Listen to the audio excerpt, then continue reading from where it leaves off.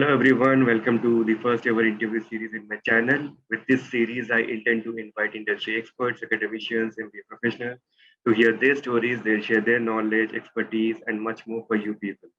And for the very first episode, I have with me Mr. Dharmender Khanna. I met Sir at a community meet, and it was such a wonderful experience talking to him.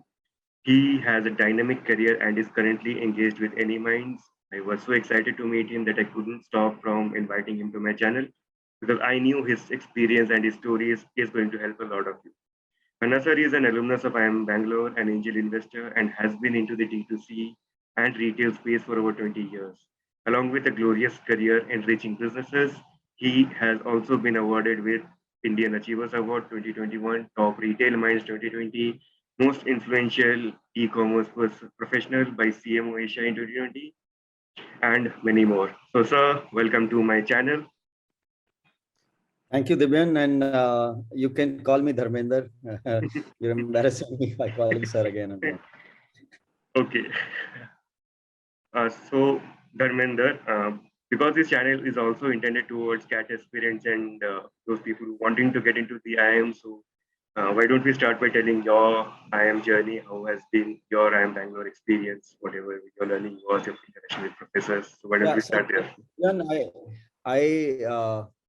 I got into executive management program in 2016, and I was in Bangalore at that point of time, and I was in a very large organization called Reliance, and we were setting up the new business for e-commerce in Reliance, and I thought I had a lot of time. It's a new city. My family was not in that city, so I should do something in that time to pursue my. I always wanted to pursue higher studies, which in family and your work you missed out. In 2016, I started exploring that. Then I applied at ISB, INSEAD, and IIM Bangalore, and coincidentally all three got selected, but I chose to be in IIM B because I could manage in the city. INSEAD was online, and ISB would have been very tough for me to travel between Hyderabad, Delhi, or Hyderabad, Bangalore. So yeah, but then IIM B is a different league altogether in terms of quality of not quality, the league of professor, the network that they create. The campus in itself is so beautiful, so green. It has such a big magnet to it. And then after graduating from my course, the network has come across as a fabulous help medium for me to reach out to my network in any cities I've traveled. In case I'm stuck, I've moved and lived in a couple of cities, and if I've found anything miss, I just try to find out my alumni network, and that network had become part of the extended family in that city for me.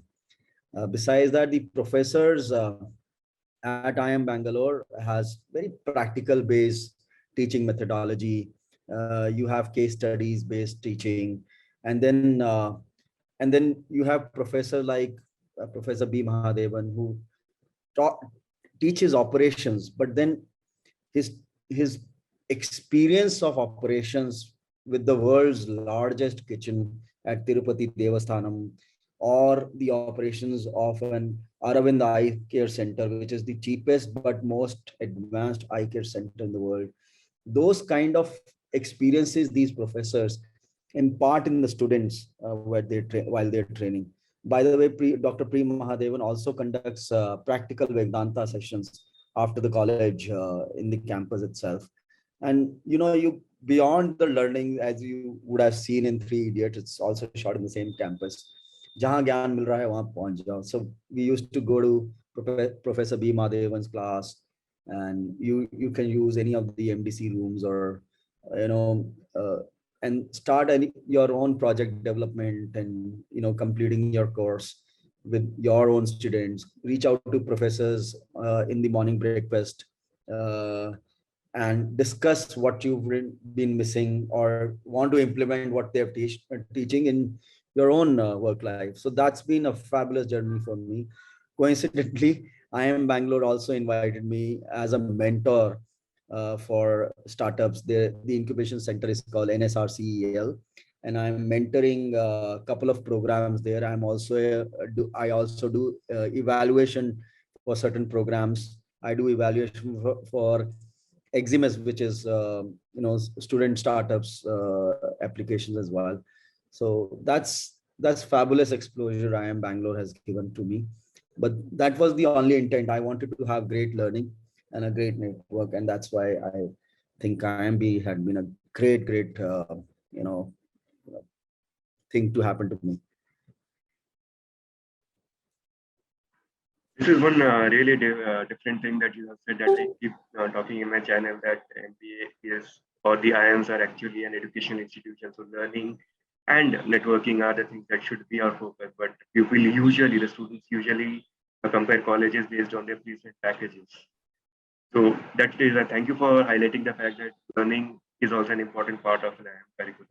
So I'll add on this. If you have only the intent of package as a factor in choosing the institute, you probably will fail. If you have an learning as a factor, packages will come automatically. Yes, sir. Yes, sir. That is very true. Because the learning, the total curriculum, the way we are taught, the case study as you mentioned, and the group discussions that we happen, that people from diverse backgrounds, diverse academic background, socio-economic background, they come and they discuss their point of view. They bring their opinion, expertise, and biases to the table. I think this diversity is one thing that I really enjoyed during my time at IIM, and that is one other takeaway from the IIM that IIM has to offer to the students. And we were talking about mentoring startups. So you are currently engaged with Anyminds. So what does it Yes. do, and if you could tell me more about it? So Anymind is a very large advertising network or a company in Asia. We were founded in Japan, headquartered in Singapore, present in Middle East, Southeast Asia, and very strongly in India as well. In India, we have we part of a company called Pocket, which is also 10 decades old advertising network or advertiser solution company. Uh, I am building D2C solutions in India. I have a team and experts and technologies to support D2C, help build business in India and scale businesses in on their own website and marketplaces. So we have tools like NEX, which helps you have a dashboard of all the sales order and manage all your sales and operations on single dashboard from marketplaces and website. We have any digital, any logi, any factory, and any tag is a fabulous solution. It's actually an influencer management tool with a very superb team led by a very very strong resource that we have in our company. She leads that business, and she has a very strong network of influencers. Besides, the tool itself gives a lot of insight about influencers, reach, geography, demography, gender, age group, what kind of product like works best with which kind of influencer, and then entire delivery also comes from them. So the entire D2C journey requires, whatever it requires for entire D2C journey, we have solutions for that.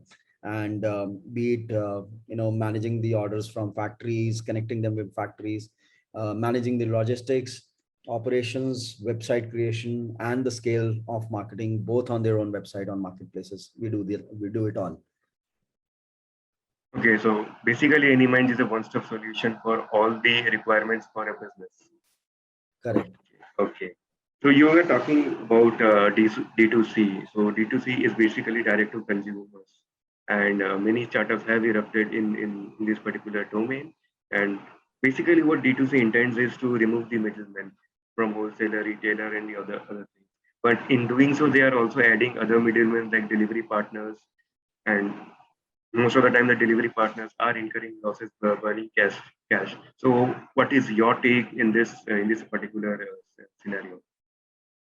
Let me first add my view on what is D2C. D2C is actually direct to customer. More than that, it is actually a mindset, not a business vertical.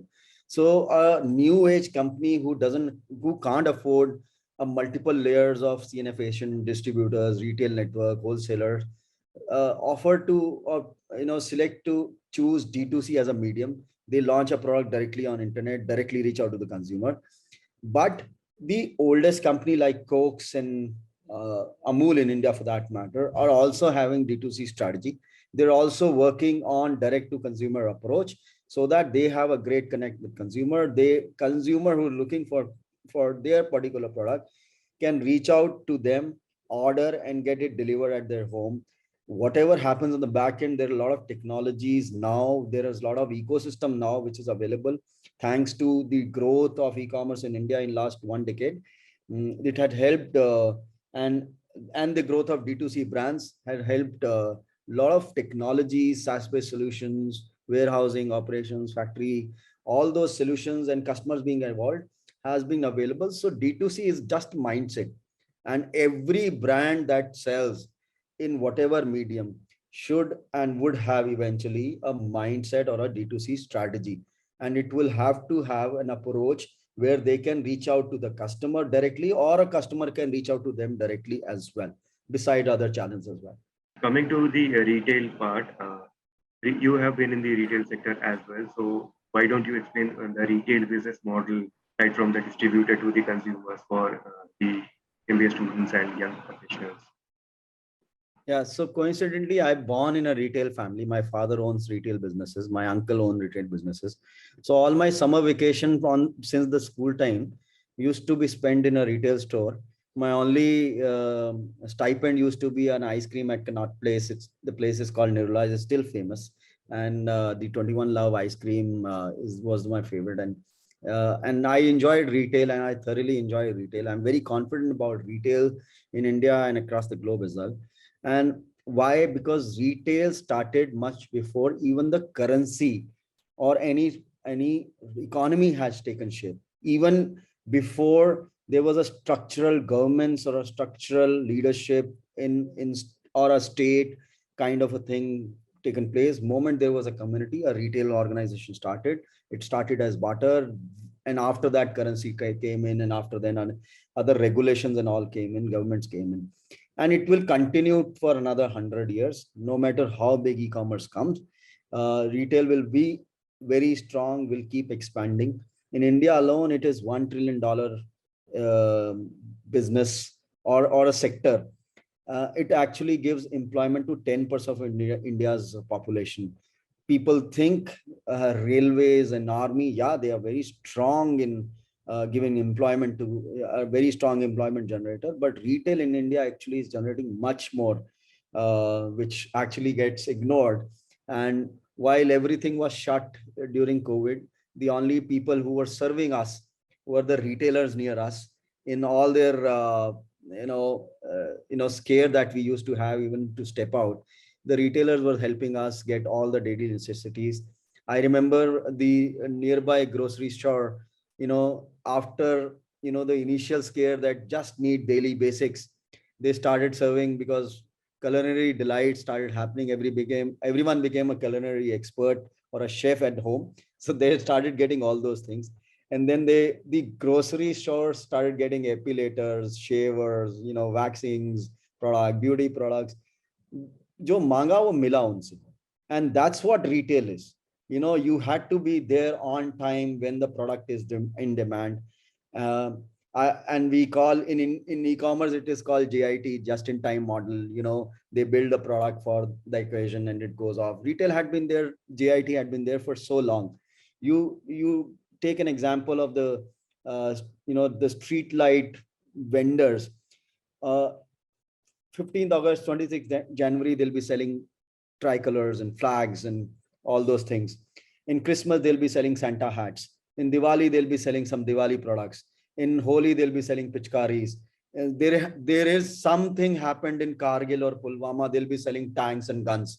If you go to the road where it leads to airport, they sell aircraft models and toys.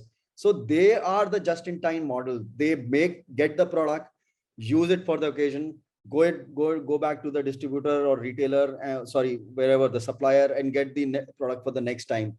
And they're always ready.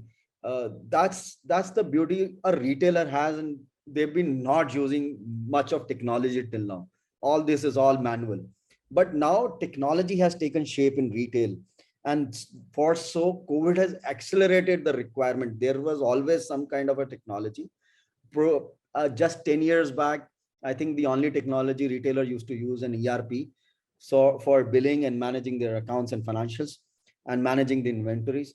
Now the entire planning and stock planning are on AI based tool, which gives them a highlight of predictive analysis of what stock should come in, what prices, what colors, what sizes, and what time of period will happen when. You know, that is so advanced, and they can predict what colors has to be discounted and what color can be still on the full price. So that's the kind of planning there that is helping monitor and optimize your inventory. Inventory is the biggest cost in retail. If you're doing the inventory part well, most likely you'll be able to survive or thrive in the business. The other things that is happening is WhatsApp based, bot based shopping, the AI based CRMs, um, the CCTV footfall trackers and heat mapping, and lot of it I have implemented in my last stint at SSIPL, where we used lots and lots of technology, and COVID helped us in accelerate that implementation. Otherwise, in retail, the entire focus is on brick and mortar, opening more stores and bringing more business. So retail is also getting digitized. Retail is continue to scale. E-commerce, the digital part of retail in India is around 8 to 10%. It will become 15%. By the time the value of retail, which is now around 1 trillion, will also scale up much higher. So the retail, e-commerce, omni, all will coexist, all will thrive.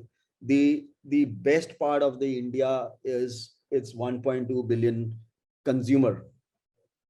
Yeah, 120 crore, na? 1.2 billion consumers, with the consumer, and everyone is having consumerist. You know, young people are running fast, and they feel like spending. My father used to always save more money than spend, and there was a lot of saving and very thoughtful shopping.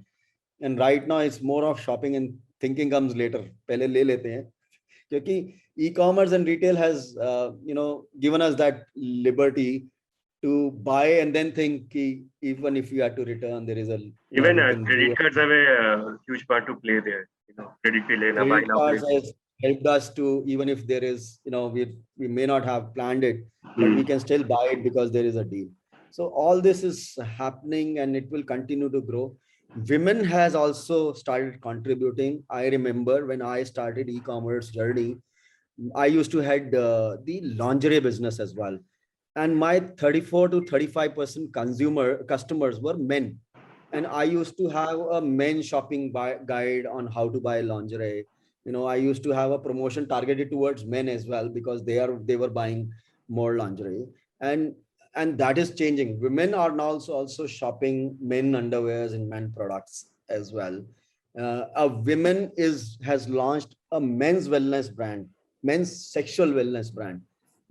One of the women also featured in Shark Tank. There is a brand called Imbue, which is also a men's wellness brand. So all this has also adding women to our economic ecosystem. They're earning, they have liberty to choose and buy, is adding a lot of things, a lot of scope of growth in our economy, and basically sales of the business and turnover of the industries. Yeah, about retail, I just an example came to my mind. I have written a blog about that person as well. So there is a Kirana store near my house in Kolkata. So that store was built when there were no buildings in that area. Just one building has started construction, and that guy built his shop, and he used to serve the handful of customers that used to were inhabiting the particular building. Slowly, the city evolved, and many other shops came into the picture, came into the vicinity. But his shop was the one who had most footfalls. And even during COVID, even before COVID, he started delivering to a few of the high ticket purchases as well. So he was the one who was innovating, who was reaching out to customers. All the things that I have learned during my MBA, I was able to see that materializing in real life because of that person. And that person is not even that educated, but he understands the nuances of business. So that is one learning I had. Same around my house also, there's a Kirana shop. He launched loyalty program just before COVID. Okay. Although he was the only one who people used to trust by continue to be trusting, but then he all launched a loyalty program. And I actually used to think I am a first citizen member of Shopper Stop. And I used to think loyalty program is just passe. It's nobody bothers about loyalty points and all. But it's just changed my mind. COVID just changed my mind because all the consumers who were calling us to buy sports shoes, slippers, shorts during the COVID times were my loyal customers, and they were ready to wait for the delivery time. They were ready to buy on just a WhatsApp consultation or a phone call ki sir le lo, it's a new product, I my trust, I'm sending you to, and they used to say okay, send the both. And they used to pay in advance and then wait for, whatever the restriction that those times had for the deliveries and all. And loyalty is also, beyond the loyalty programs, had been there with those retailers. And the technology also helped us and them in enabling those features on loyalty. Yeah, so technology in retail. So when retailers go for digitization, what are the challenges and opportunities that is there? I mean, right from a small kirana store to a large retail chain like the Future Group, what are the challenges and opportunity in various segments that is there? So there is biggest challenge is whatever investment a business owner will have in the business. If there is an inventory, he knows someday it will sell and give us an ROI and a profit margin, or a margin, if not a great profit. But in technology, the ROI sometimes are tangible, can be calculated. Sometimes it is intangible. You can't calculate. I am very sure all the retailers have now started evolving, adapting. I'm seeing a lot of technology adoptions, but the only apprehension people had was I'm investing on such a smart ERP or a cloud-based server. What is the ROI on it? But then eventually over the period of time, they realized it's saving a lot of electricity, air conditioning cost, the cost of the infra. It's just on the go. It's scalable model. I make 20 stores more in just 2 months. It is scalable. If I reduce or all my stores are shut, the cloud fee can be adjusted accordingly. So all that learnings and knowledge has coming now, and there are a lot of use cases now available.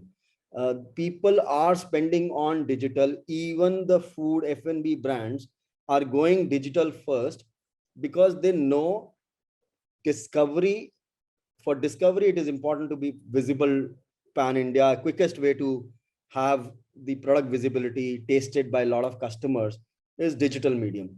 And then go to a kirana store or a F&B store or a large format retailer, place your product, have your promoters, and ask people to buy your products. And people will say, yeah, dekha hai, yeah, kahin ad dekha hai. So brand building ho chuka hai aapka. And आपका scale retail से आ रहा है, offline से आ रहा है, पर digital ने वो ब्रांड रिकॉल कर दिया आपका.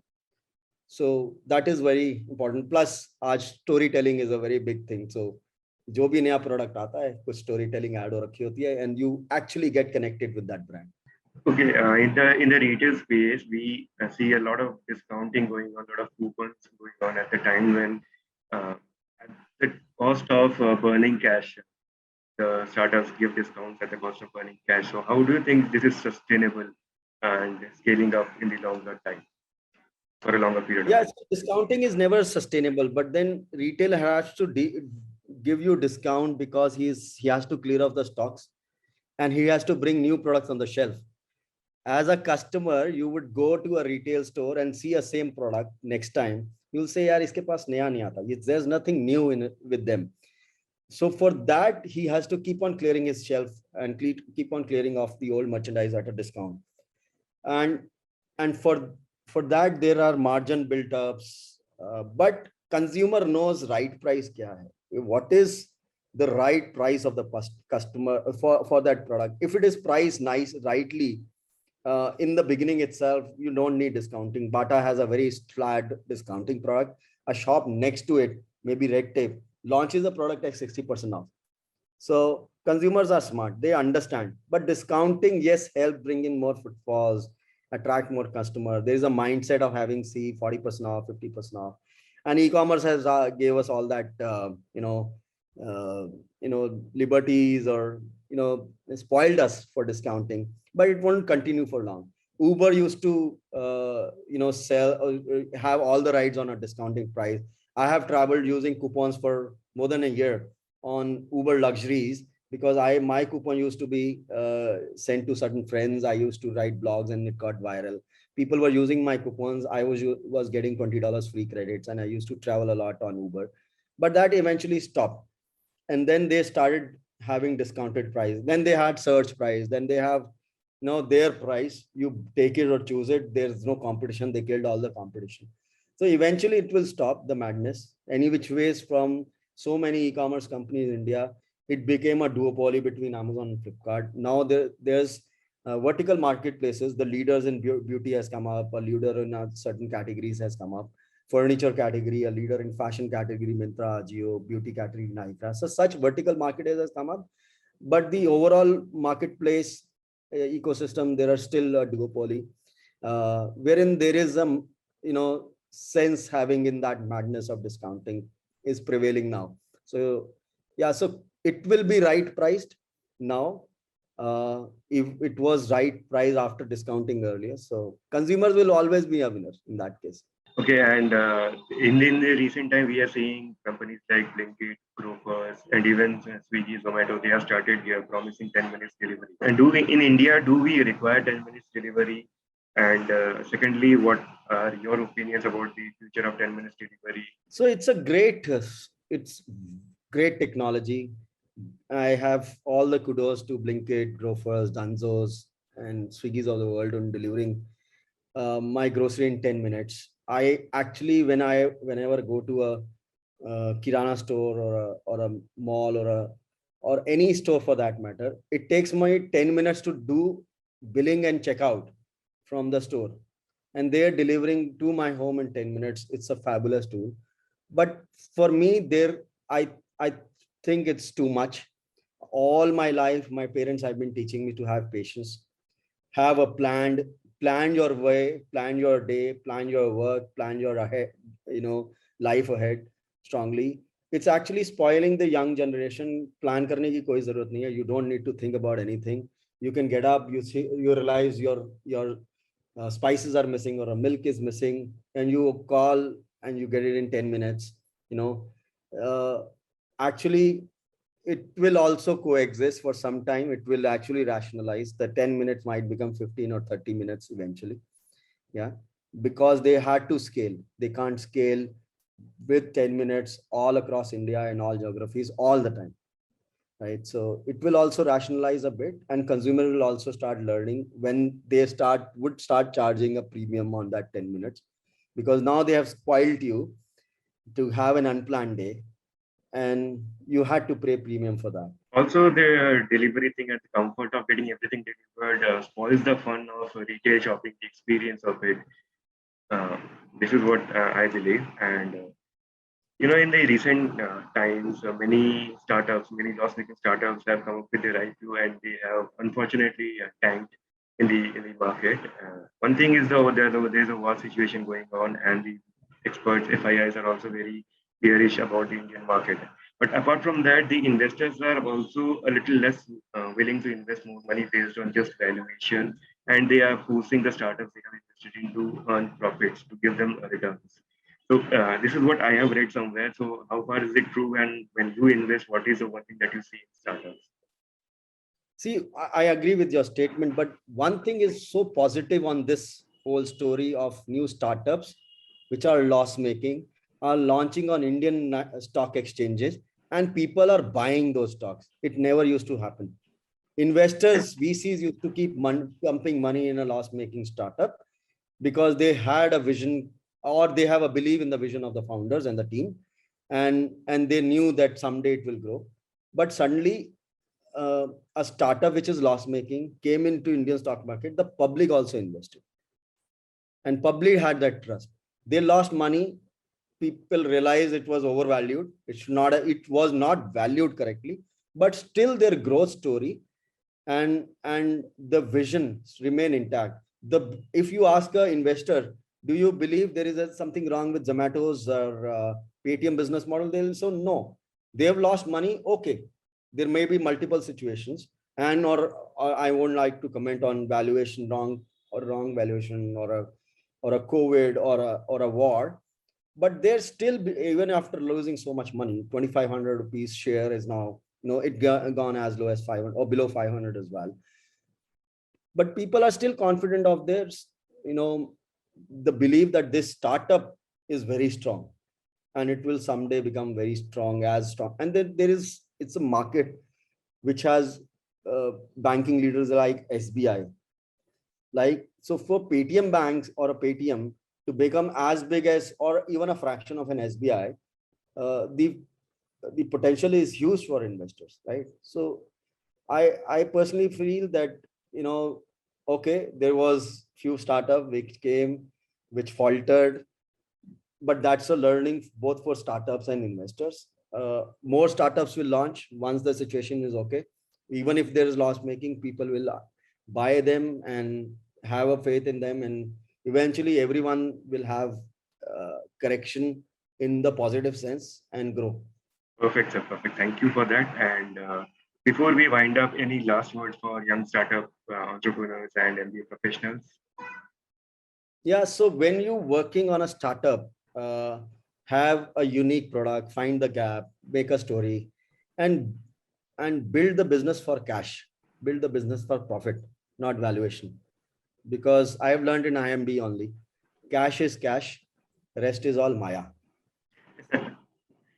right? Very true. So everything else is myth. You focus on building cash positive business, and that's the only thing I'll like to wish all the aspirants of IIMs and management students and all the aspirant people who want to aspire to become founders of a startup someday. Okay, thank you. So it was really wonderful chatting with you. I hope the audience has learned a lot about retail D2C startups and about IIM as well. So if you want to follow Dharmender sir, I have linked his LinkedIn profile in the description. So do check out and follow him. And thank you for watching this video till here. If you like this video, then do hit the like button and comment down your thoughts and learnings from this video. Share this video with as many people as you want, and don't forget to subscribe to the channel. Thank you, everyone. See you in my next video. Thank you, Thank you, sir. everyone. Bye. Bye.